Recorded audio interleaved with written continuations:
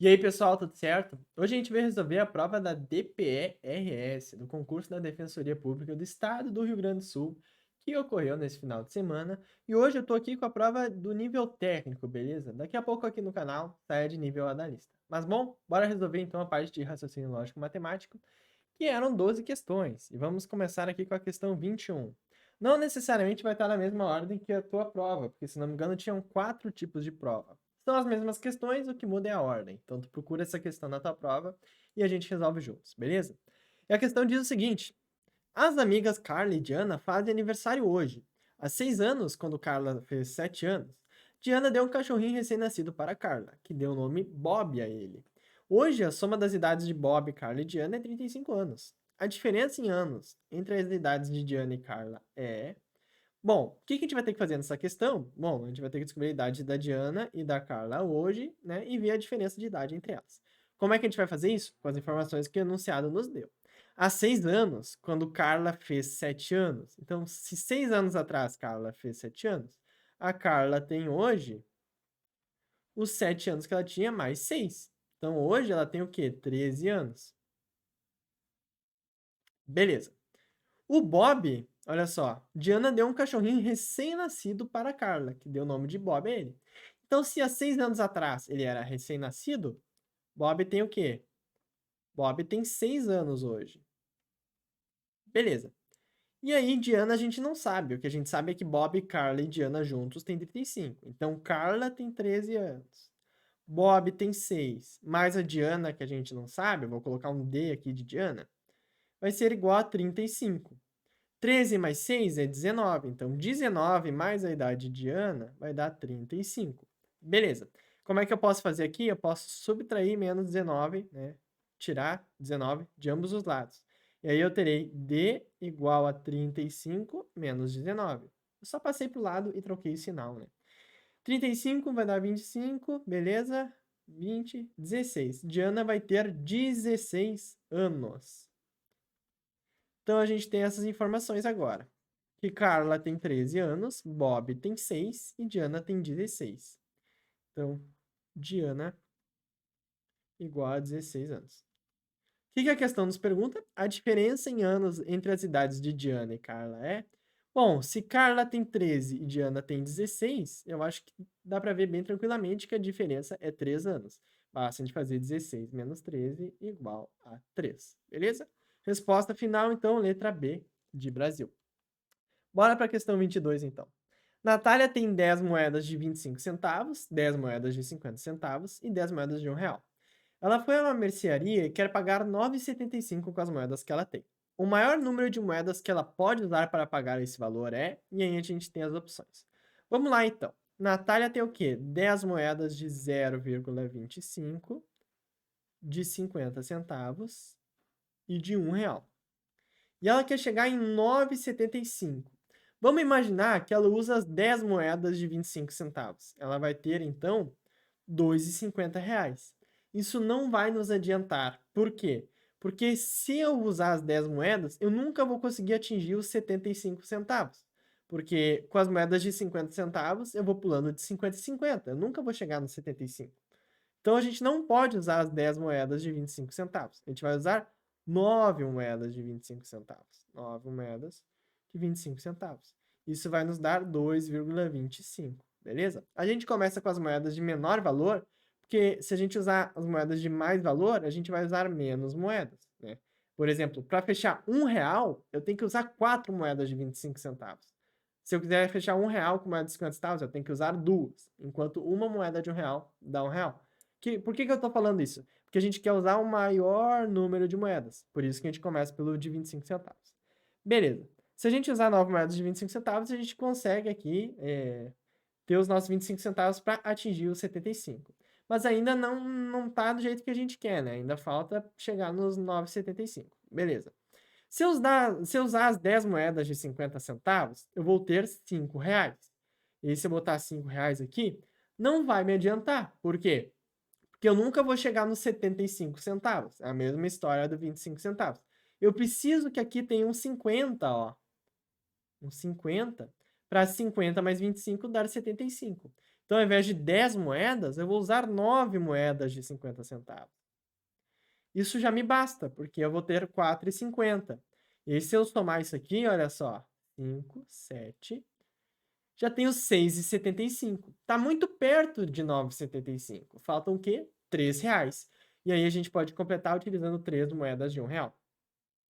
E aí eu terei 6,75 mais R$3, terei 9,75, utilizando o máximo número de moedas possível, que é o quê?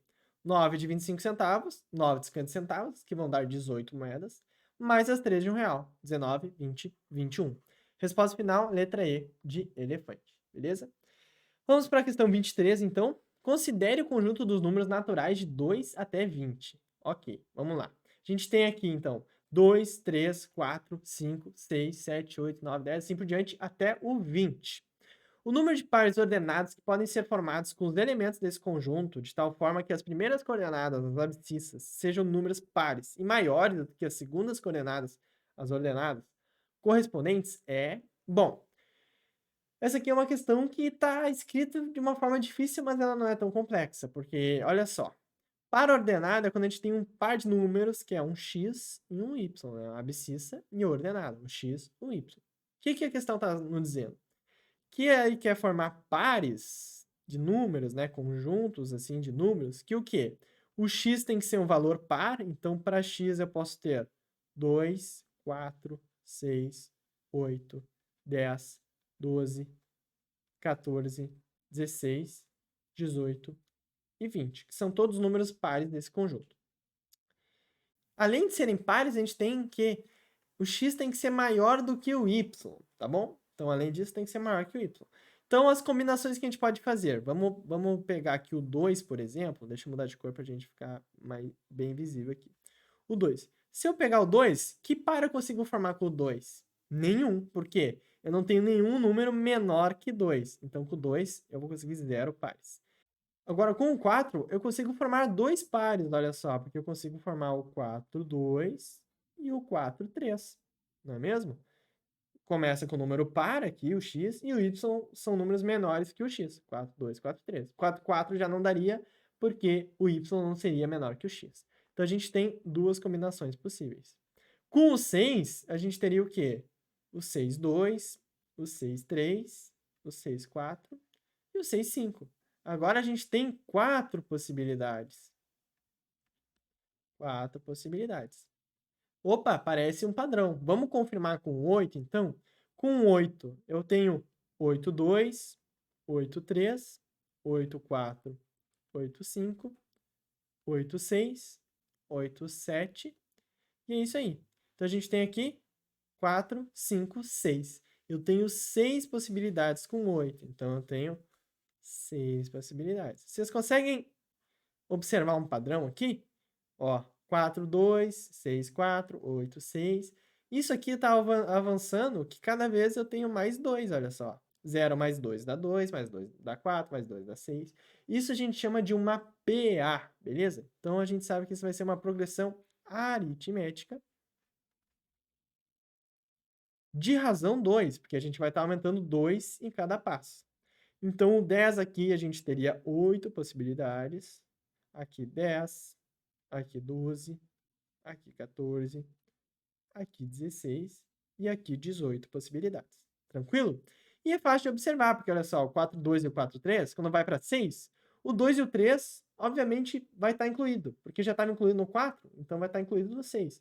A gente só adiciona 2, então cada etapa a gente vai adicionando 2. Beleza. Então a gente tem aqui as possibilidades. Mas o que a questão pede?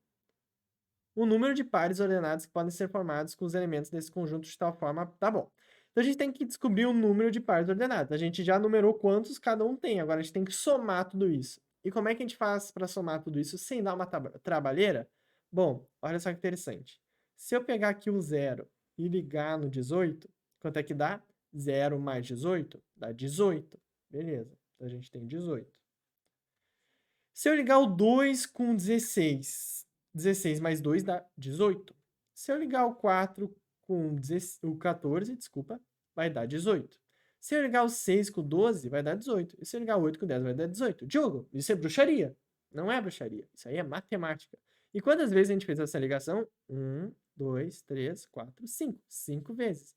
Então, eu tenho que a soma de tudo isso vai ser 5 vezes 18, né? Porque eu fiz várias somas aqui e vi que vai ser 5 vezes 18.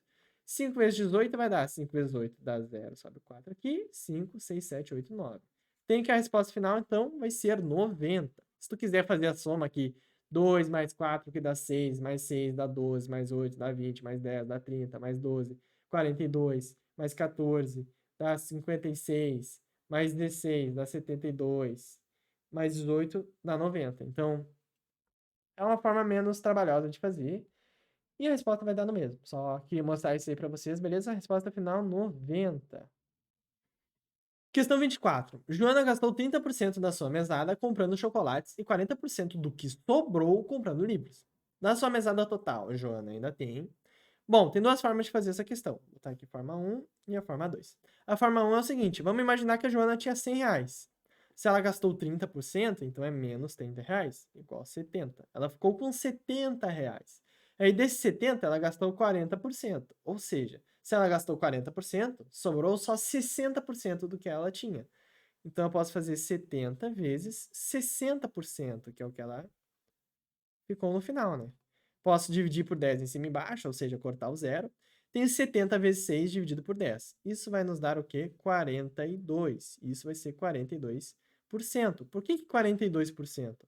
A resposta, na verdade, vai nos dar 42. Mas eu sei que ela vai estar com 42 reais dos 100 que ela tinha. Então, isso é a mesma coisa que 42%. Isso é uma forma de fazer, tá bom? Bom, a segunda forma é o seguinte, é um pouco parecida, mas aí a gente não estabelece valores que Joana poderia ter. Se ela gastou 30% da mesada, então hoje ela tem 70% da mesada.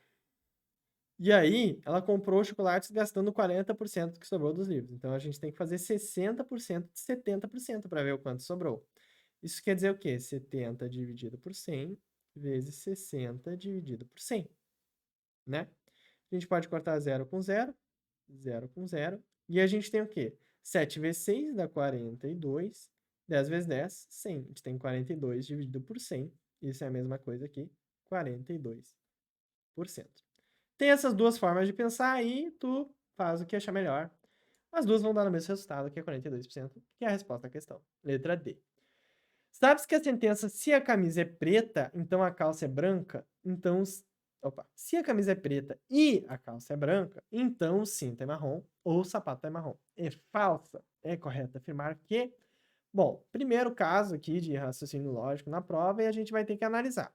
De qual proposição composta a gente está falando? Se alguma coisa acontecer, então algo vai acontecer. Isso parece uma condição, né? Se tu se comportar, tu vai poder comprar o teu brinquedo, né? Quando tu era uma criança, tua mãe falava isso.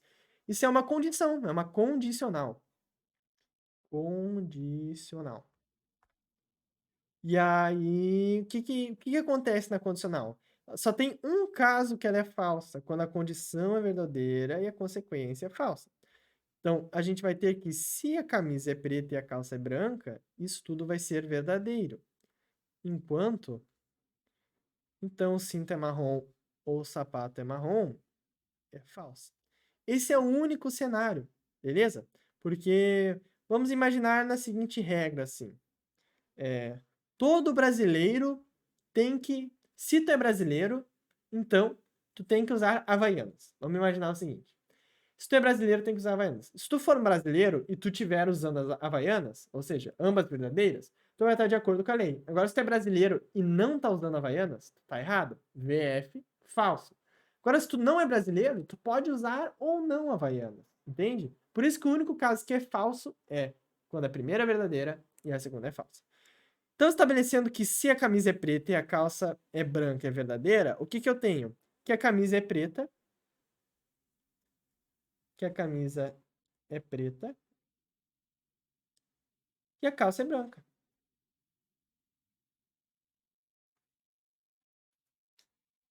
Deixa eu ver se dá para ler aqui com vocês. Dá para ler. Beleza. Camisa é preta e a calça é branca. Por que eu sei disso? Porque o único caso que o E é verdadeiro é quando ambas são verdadeiras. Então, se a camisa é preta e a calça branca é verdadeiro, a camisa é preta e a calça é branca. Agora, o cinto é marrom ou o sapato é marrom, O único cenário que ela é falsa é quando ambas são falsas. Então, o cinto não é marrom e o sapato não é marrom. Então vamos lá, camisa é preta, calça é branca, cinto não é marrom, sapato não é marrom. Nas alternativas, a gente pode ver que todas começam com C, então eu consigo imaginar que vai ter um então lá pra frente, né? Então. É correto afirmar que? Então é correto afirmar que a gente vai poder ter a situação VV, FV e FF. A única situação que a gente não pode ter aqui é a VF, que é a única que ela é falsa. Então vamos analisar aqui. Se o cinto é marrom, o cinto não é marrom. Essa é falsa. Portanto, eu já sei que essa questão é a certa. Essa alternativa é a certa. Porque ela vai ser ou FV ou FF. Essa aqui é a certa. Poderia ir para a próxima questão já. Mas eu vou terminar aqui com vocês. Então, o sapato é marrom. O sapato não é marrom. Então, isso aqui é falso também. Temos um caso de FF. Portanto, isso aqui é verdadeiro. Se o sapato não é marrom, verdade. Então a camisa não é preta, mas a camisa é preta, então é mentira. Isso aqui é mentira.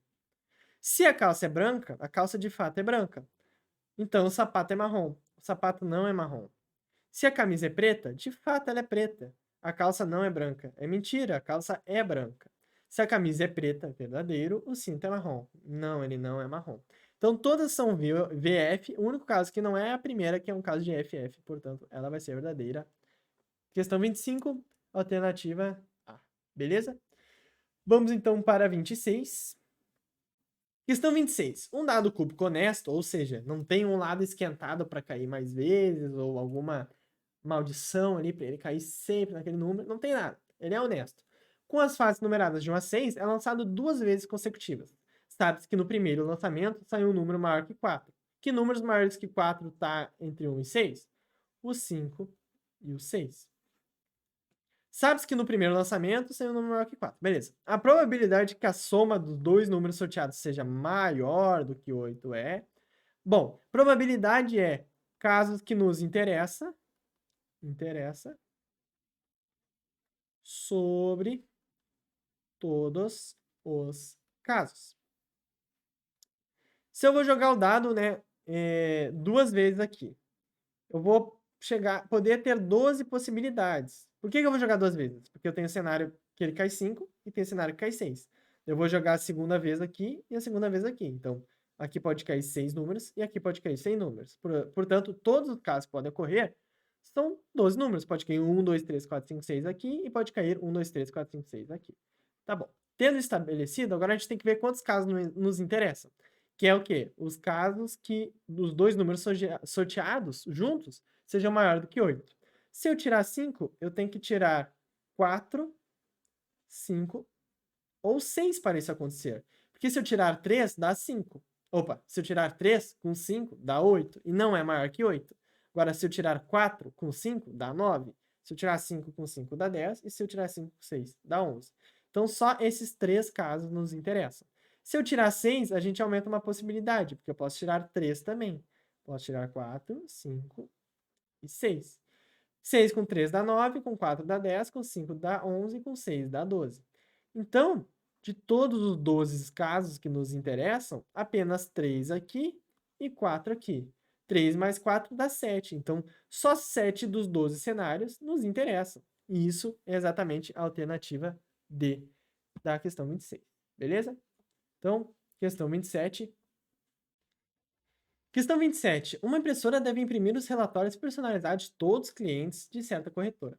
A impressão de cada um demora 24 segundos e a corretora possui 1.200 clientes. Trabalhando continuamente, a impressora realizará todo o trabalho em... Bom, demora 24 segundos para um cliente, para 1.200 clientes, vai demorar 24 vezes 1.200, porque é o processo de um cliente para 1.200 clientes. Então, a gente tem 4 vezes 0, 0, 4 vezes 2, 8, 4 vezes 1, 4. Beleza. 2 vezes 0, 0, 2 vezes 0, 0, 4, 2. Então, eu tenho que a soma disso aqui vai dar o quê? 28.800. Tá bom. Mas isso aqui não está nas alternativas. Por quê? Porque o tempo está em segundos, né? 24 segundos. Então, eu tenho que passar isso para horas. Então, eu posso dividir por 60 para ter em minutos e por 60 de novo para ter em horas. Ou eu posso multiplicar 60 por 60, que vai dar 3.600. E aí eu posso fazer direto de segundos para horas, dividindo por 3.600. Então, se eu pegar o 28.800 e dividir por 3.600, isso aí vai dar o meu resultado em horas. Então, eu posso dividir por 100 em cima e embaixo, cortando os zeros. Agora, eu tenho 288 dividido por 36. Posso dividir por 2 em cima e embaixo e terei 144 dividido por 18. Se eu dividir por 2 de novo, terei 72 dividido por 9. Se eu dividir por 3, eu terei o quê? 24 dividido por 3. E aí, por 3 de novo, eu terei 8 dividido por 1, ou seja, 8 é a nossa resposta. 8 horas. Bom? Então, a resposta da nossa questão 27 será 8 horas. Na questão 28, a gente tem o quê? Na figura abaixo, o triângulo ABC é retângulo em A, ou seja, a gente tem um ângulo reto aqui. Isso vai ser importante. O lado AC está dividido em 3 partes iguais pelos pontos D e E. O lado BC está dividido em 3 partes iguais pelos pontos F e G. São dados AB igual a 18 e AC igual a 12 centímetros. A área do quadrilátero ABFD, em centímetros quadrados, é... Bom, vamos lá. Informações que a questão nos dá. Que A até B, isso aqui vai medir 18 centímetros. E A até C vai medir 12 centímetros. Só que eu sei que AC está dividido em 3 partes iguais, pelo ponto D e E. Então, eu sei que daqui até aqui vai medir 4, daqui até aqui vai medir 4, e daqui até aqui vai medir 4, né? 4, 8, 12. Tranquilo? Agora, no 18, a gente não tem nada, e aqui a gente tem 3 divisões, mas que não vai nos adiantar muito. Como é que eu faria essa questão? Bom, a gente quer calcular a área do quadrilátero. O que eu faria? Eu calcularia a área do triângulo grandão ABC. Por quê? Porque eu tenho 12 e o 18 aqui, então eu posso fazer 12, 18. Qual a área do triângulo? Base vezes altura. 18 vezes 12, dividido por 2. Então, eu vou ter que fazer 18 vezes 12, base vezes altura, e depois dividir por 2.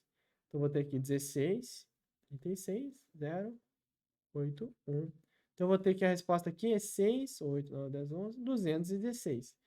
216 dividido por 2, não podemos esquecer, dá 108. Então, eu tenho que a área desse triângulo grandão é 108 centímetros ao quadrado. 108 centímetros ao quadrado. Então, se a área de tudo é 108 centímetros ao quadrado, se eu remover a área desse triângulozinho, o que vai sobrar? Vai sobrar isso aqui, que é o que a gente está procurando, né? Então, o que eu vou fazer? Eu vou descobrir a área do triângulozinho e tirar do triângulo grandão. E aí, o que sobrar vai ser a área do nosso quadrilátero. O triângulozinho eu só tenho a altura, olha só. Eu tenho 4 mais 4 de altura, que é 8. Mas aí, embaixo eu não tenho, eu vou ter que botar x. Mas olha que loucura isso aqui. Eu vou apagar para ficar mais fácil da gente ver. É o mesmo ângulo reto aqui. E triângulo retângulo, a gente pode fazer algo que a gente chama de semelhança de triângulos. Ou seja, esse lado vai estar para esse, ou seja, os lados vão estar iguais, as alturas vão estar iguais, como as bases vão estar iguais, vão manter uma proporção. Então, 8 vai estar para 12, assim como x vai estar para 18. Então, vamos lá.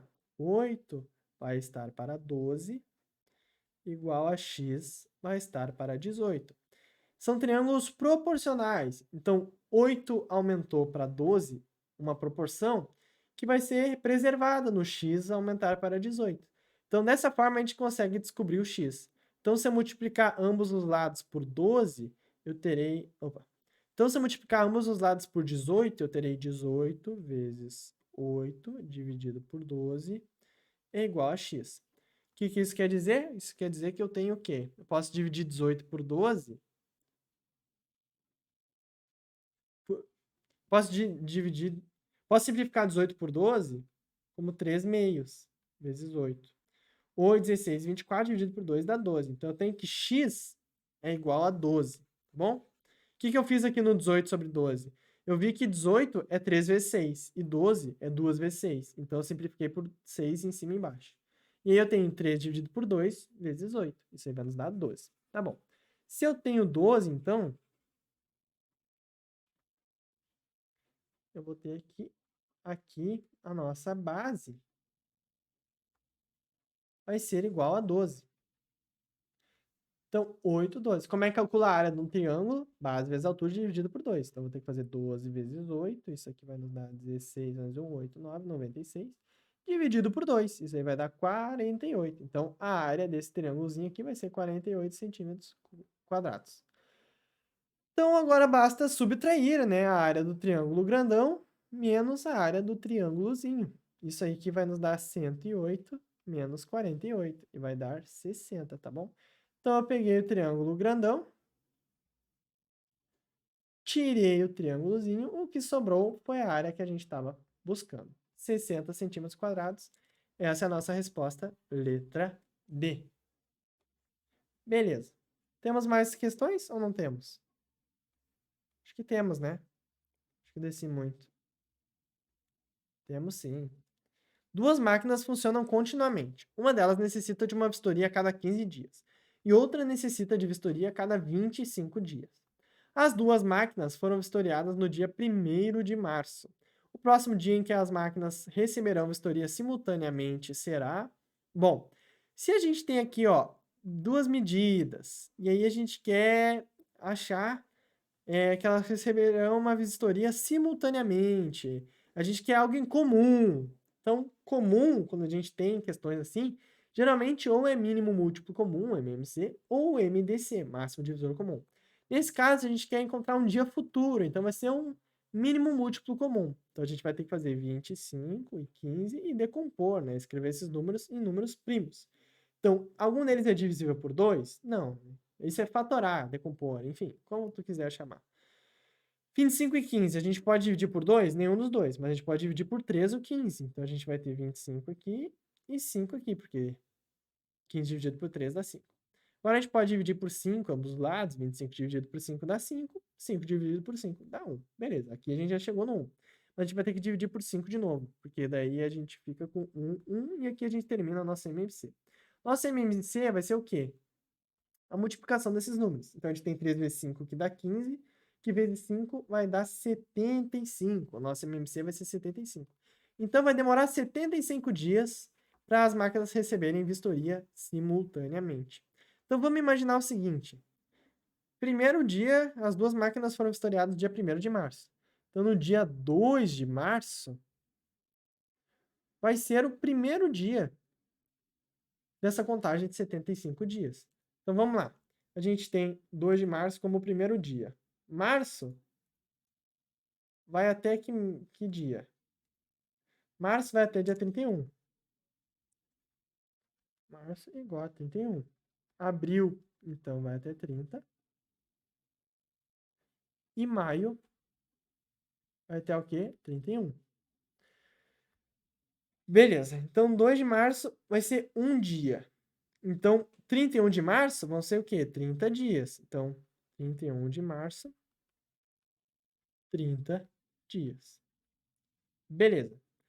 Abril tem 30 dias. Então, os 30 dias de abril, então, vão ser 30 abril igual 30 dias.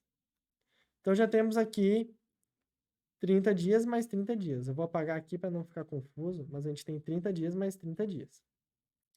Beleza. Então, agora falta quanto? 30 mais 30 dá 60. Faltam 15 dias para fechar os 75. Então, dia 15 de maio, a gente vai fechar 15 dias. E 30 mais 15 vai dar o quê? 75. Então, a resposta final dessa questão é 15 de maio. No dia de hoje, eu vi o gabarito, está dia 14 de maio. Mas eu acho que a banca, a FGV, vai anular, porque a resposta de fato é 15 de maio. Então, eles botaram 14 de maio, devem ter se confundido alguma coisa, e essa questão vai ser anulada. Beleza? Questão 30. Um morro foi cortado para a construção de uma estrada e 12 caminhões trabalharam durante 24 dias para transportar toda a terra para um aterro próximo. Se 18 caminhões tivessem sido usados para esse trabalho, o transporte de toda a terra seria realizado em...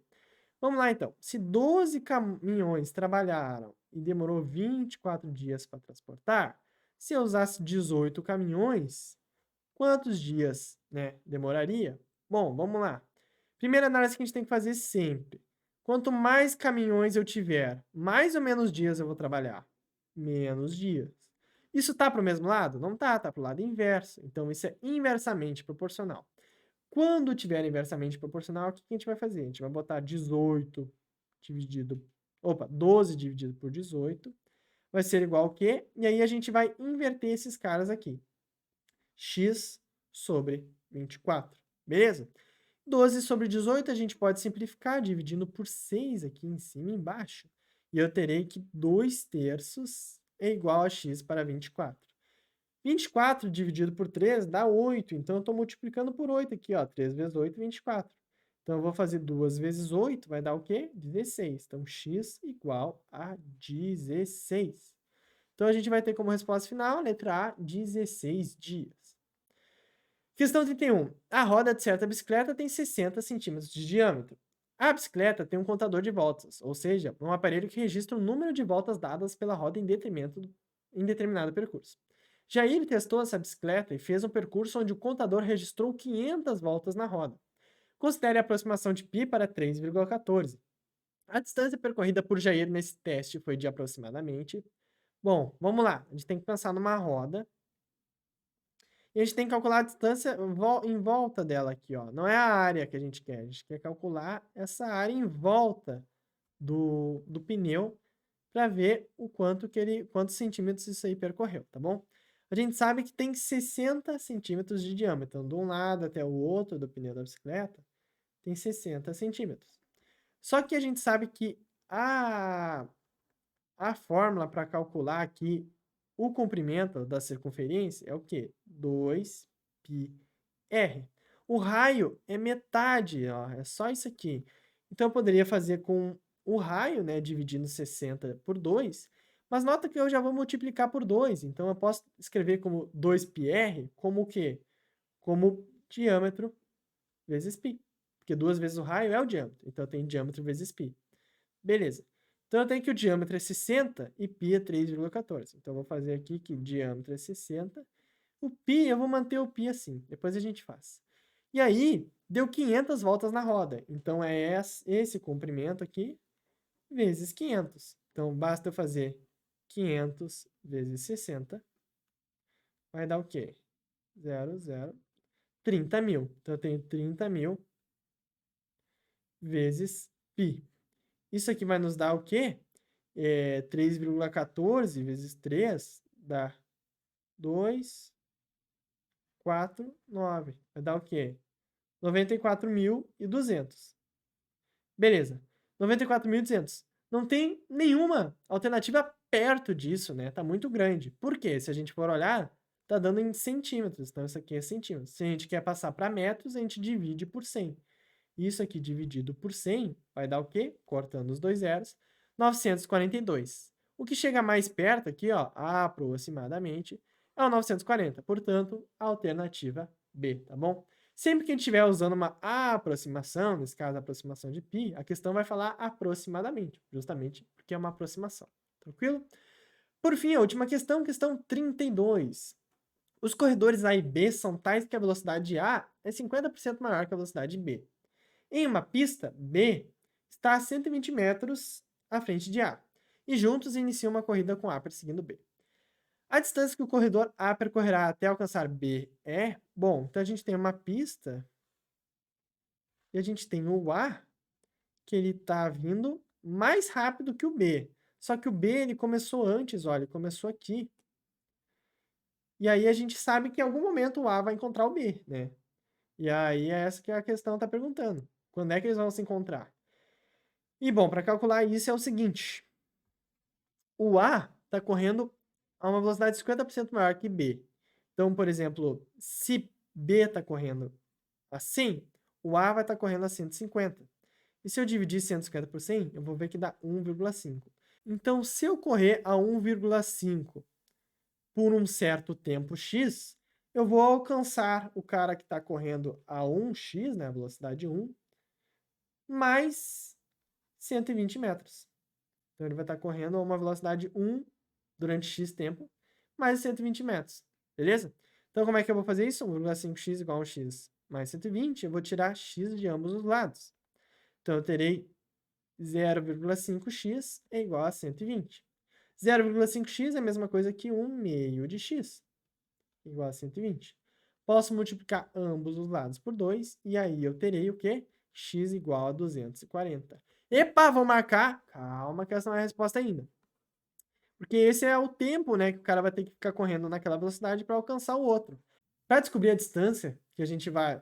Para descobrir a distância que o corredor A percorrerá até alcançar B, então a gente vai ter que pegar a velocidade dele, 1,5, e multiplicar por esse tempo que ele teve que correr, 240 segundos. Isso vai nos dar o quê? É 240 mais 120, né? Isso aqui vai nos dar o quê? 360, tá bom? Então a resposta final vai ser 360, letra D, e com isso a gente finaliza a nossa prova da Defensoria Pública do Estado do Rio Grande do Sul. Espero que vocês tenham gostado. Se gostou e assistiu até o fim, deixa o like. Obrigado. Tchau.